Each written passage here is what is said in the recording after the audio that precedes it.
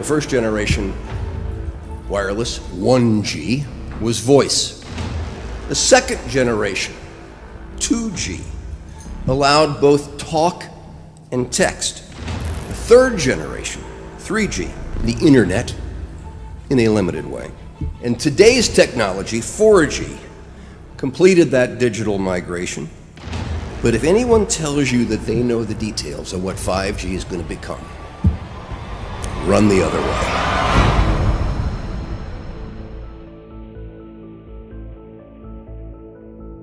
The more I know, the more I realize how little I actually know.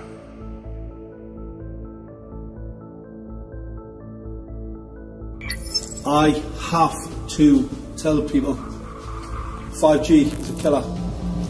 I'm Mark Steele, anybody who hasn't heard me. I'm a weapons systems head-up display expert, one of the leading experts in the world. I've actually broke cover in relation to this, and the reason I became an expert was to invent it. What I'm going to say to you today, do not believe a single word I say. Not one. I want you to do your own research. You'll find it's absolutely terrifying.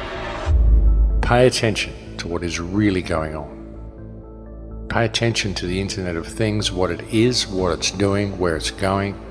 Pay attention to the automation. Pay attention to the 5G towers that are still going up everywhere. Wireless radiation has biological effects, period. And these effects are seen in all life forms: plants, animals, insects, microbes. In humans, we have clear evidence of cancer now. There is no question. It's very important that people always look at both sides, and as positive as what the right hand is offering you, always to pay attention to what the left hand is doing. Just because a lot of people think something is right doesn't make it right. Just because a lot of people think something is good doesn't mean that it's good. It will be impossible to exist in a city or to walk outside without being exposed. There's going to be a cell tower in front of every few houses, and this means that your personal choices, whether or not you personally use a cell phone or hold it 10 inches away from your head, that cannot escape you from your radiation exposure. This is not a random series of events that have brought us to this point. Even when you look at technology, civilization, industry, the rise of technology, none of this has been random. None of it has been simply a matter of course, simply men inventing things and connecting the dots and moving to the next practical thing. All of it has been done by design to lead us to a certain point. Not a lot of people can really see what is actually coming. It's about to become a very, very different world, folks. This is a very, very disruptive technology. Very disruptive in as much as it's going to disrupt the way we live our normal lives if we allow it to be rolled out and if we abide by the parameters that the government's putting in place with this technology. You know, and by around 2030, well, it's all going to be complete. Everyone's going to be in a complete lockdown. And the kids, as I've said so many times, the kids that are growing up through the system now will have no reference point for what the world once was. They'll have no reference point for what freedom even possibly looked like. They simply won't have the concept of it because it won't be anything they've ever experienced. And with 5G, I mean, what people need to understand with it is that it's all military-grade technology. It's not just about monitoring. It's not just about social crediting. It's not just about surveillance. It's also about crowd control. It's about mood control. It's about emotional control. There are so many patents, so many US patents, so many DARPA patents that show the incredible amount of psychological manipulation you can do through electromagnetic radio waves. And not just psychological control, but also physical control. I mean, it's control at all levels you can think of, folks. It's right across the spectrum. We've seen experiments with MIT where they've injected nanotechnology into rats and they've been able to switch the genes of the rats on and off using radio waves to operate the nanotechnology. You think about what's in the chemical spraying that goes on in the sky, the nanotech in all the foods. I mean, we're being set up in a big way, ladies and gentlemen, and the manipulation that comes through this 5G system is profound. It's absolutely off the charts.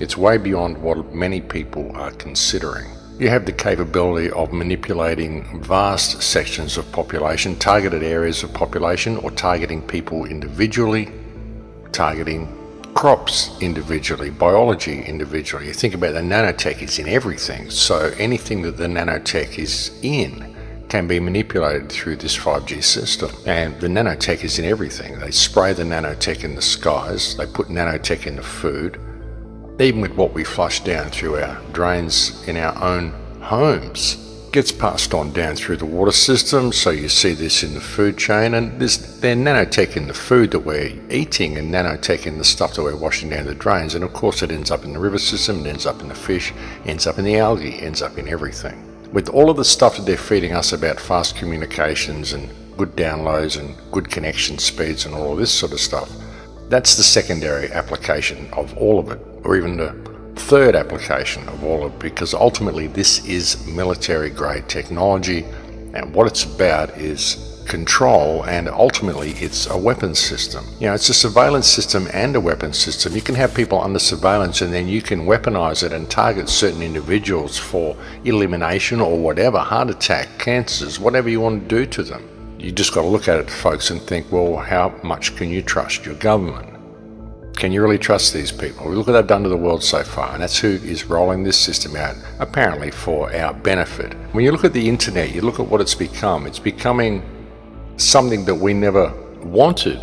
I mean, we wanted the internet there so we could have access to information, we could have fast communication with each other, but now it's becoming a digital barrier between us and reality. It's becoming something that we must interface with in order to access the real world around us. And all of our information is being removed from us and put onto what they're calling cloud computing now. They're even saying that soon you won't be able to get hard drives for your machines. You won't need hard drives because everything will be on the cloud. And all that means is that it doesn't exist anymore. It's up there in cyberspace and you don't actually have access to it on your own computer. So you can't have access to your own things. You've got to keep them on the cloud, which means you can be locked out of all of your stuff at any time. That's what it's about. I mean, I know people that have uploaded their photos to video host programs and then suddenly they get locked out and they need to verify who they are in order to access their own stuff. I mean, this is ridiculous, folks. They do all this sort of stuff and they say it's for your security.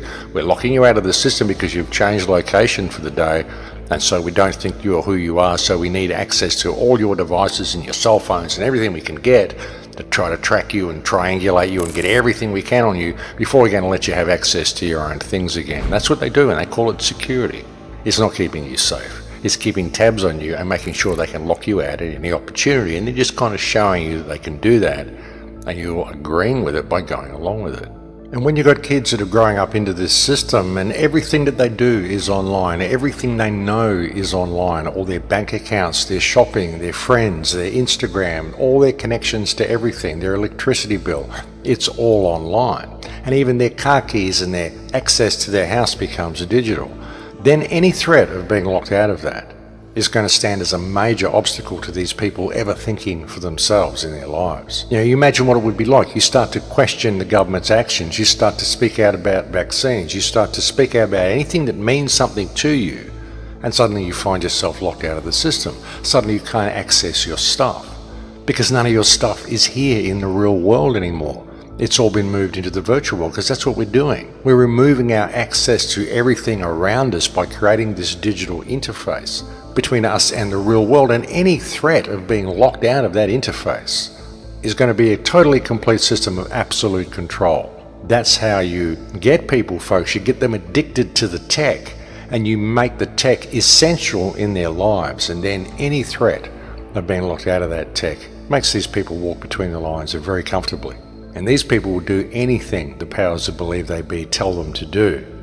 And that may seem like a bit of a drastic scenario to be outlining, but it's true, folks, because we won't have access to all the things that we normally do if we don't comply by the rules that the government tells us, simply because we've transferred everything we normally do over into a virtual world. And the virtual world is not the real world, and when you transfer real life items into the virtual world, you lose them. This is what we're doing with everything, and it isn't even a matter of choice. We're just being led this way, and most people don't even notice what's happening, but it is happening. The internet is becoming the most important thing in the human experience because it controls everything else in the human experience. That's where the choice is. That's where the choice lies. The choice lies with us every day by what we do with that which is available to us and how we choose to operate in the real world. And as I've often said, folks, I don't own a credit card and I don't take a smartphone with me anywhere. When I go out, I don't do any of that stuff. So you don't need to have these devices. I can post all these clips to YouTube. I can watch all of the other video clips that people post. I can do all these things. I can even access social media and do all those things, all without having a smartphone. So we really need to think about the choices that we are making. The decision is with us, and it's always been with us.